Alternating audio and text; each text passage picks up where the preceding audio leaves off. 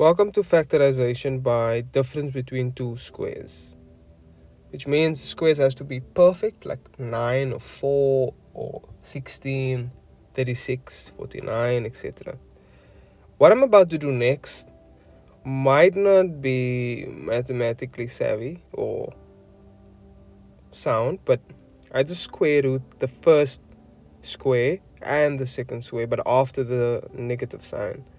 That gives me x and x, and then 2 and 2, and then I just put a plus and a minus in one of the bracket, the plus, and the next one a minus. So that's what I do, as long as the two brackets have different signs.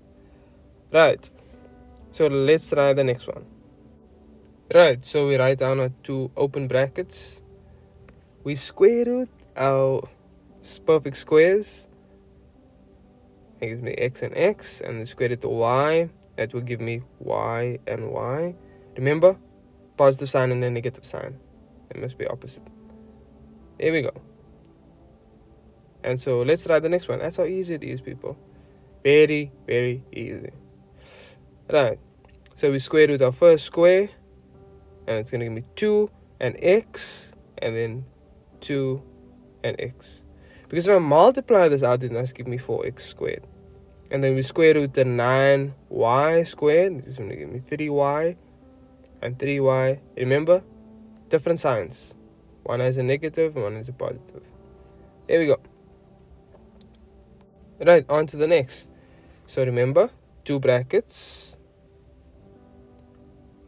We square root our first perfect square. That gives me, remember, if we square root a variable with an exponent, we halve the exponent. That gives me y to the power of 4. And we square root 81. You know it's 9. There we go. So it's 9 and 9. Negative and a positive, or positive and negative. But here we are not done, because there's still in the left bracket two perfect squares that we can factorize. So we square root the first perfect square and the second square. So now we write down our two brackets, but we also write down the bracket on the right that stays the same.